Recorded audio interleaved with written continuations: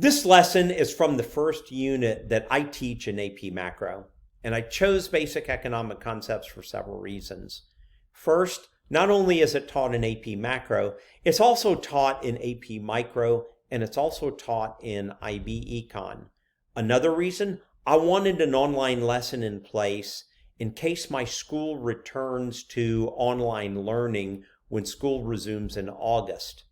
And finally, scarcity, opportunity costs, and production possibilities are critical concepts in macroeconomics. Basic economic concepts is a very small percentage of the AP Macro exam.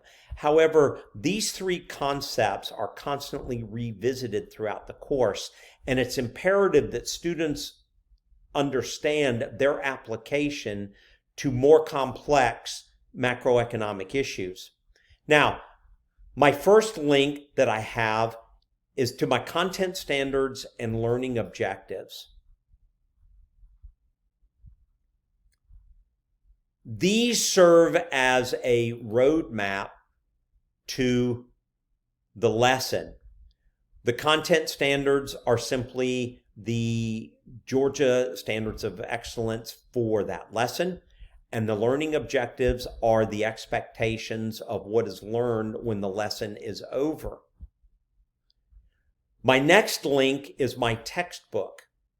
I use economics, principles, problems, and policies by Campbell McConnell and Stanley Brew. I was lucky enough to stumble across this PDF a couple of years ago. I like this book because it's informative, the concepts are concise, the graphs are great examples for students to follow, and I've also found that students who use this book tend to do well on the AP Macro exam. My next three links are lectures to augment the lesson. The first is my video. This is an online lecture that is accompanied by a PowerPoint presentation. To go along with the video, I have published my notes in a Microsoft Word document. Normally, I do not give my notes to students. However, I understand it's important that students have access to notes in an online class. I've also done the same thing with my next link, in that I have given students access to my PowerPoint. Essentially, this is just another tool that students can have as a quick reference if they need it.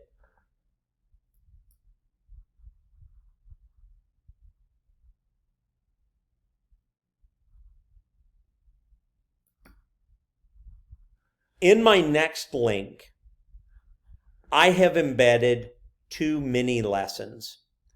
Normally, I would embed this in a PowerPoint and we would review this as soon as a concept was finished. Unfortunately, I couldn't embed this in the video lesson because of the time constraints. So what I did was I created these as a quick check. This would normally show up after we talked about scarcity. And I'm providing examples, and the students have to categorize each example as to whether or not it's an economic resource. The next is a series of examples where the students have to classify them as land, labor, capital, or entrepreneurship. And then at the end, I have the answers. So students are able to gauge whether or not they need to review the concepts. As you can see from the photographs in these, I try to be a little bit creative. My next lesson is just another mini lesson, only this one is an introduction to the first graphs. The other thing that makes this one a little bit different from the other two is that this one is taken from an old AP macroeconomics exam free response question. I try to embed as many free response questions as I can as reviews because I think it's a great teaching tool, and I think it's good to expose students to the concepts as well as exam items that they may encounter later on. And here, this is the model. This is where they would have to draw the model. If their model looks like mine, then obviously they can grasp the concept and we're able to move on. On my next link, I have 2 very short online quizzes that I have created. Active Learning 1 and Active Learning 2 are problems that I created using Google Forms. Essentially, these are quick lessons where students get immediate feedback and I get immediate feedback. On this, I use these in class either as a ticket in the door or a ticket out the door.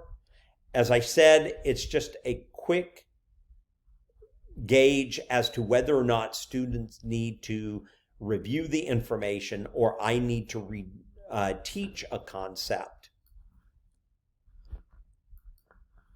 My next link is going to be formal online problems that I normally do in class. We normally take about 2 to 3 class periods to complete these.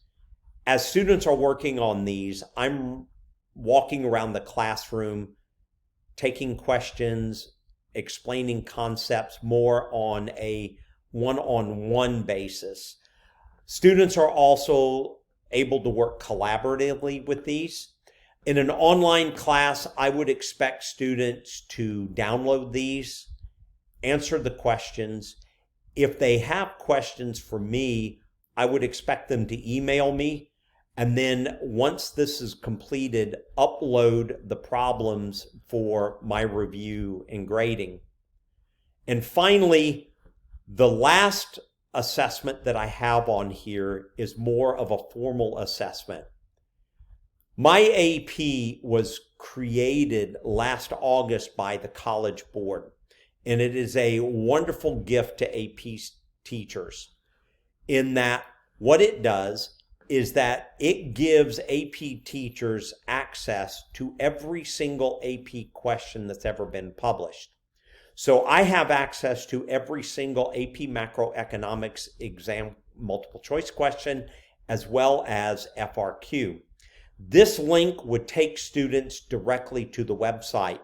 Unfortunately, you do not have access to it because you're not enrolled in the class, and therefore the College Board will not give you login information. What I did was I created a PDF so that you can get an idea of what the questions are like. I have students answer these, and not only does it give them immediate feedback, it gives me immediate feedback. In addition, I can check as to whether or not a student is working on these, and I can check whether or not a student is getting the concepts or not getting the concepts. So it's an immediate feedback as far as being able to teach concepts.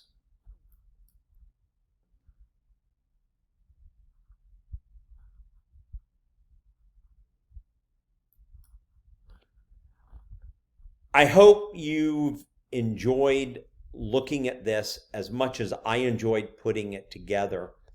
I learned a lot from this, and I hope to be able to use something like this in the future. So, thank you.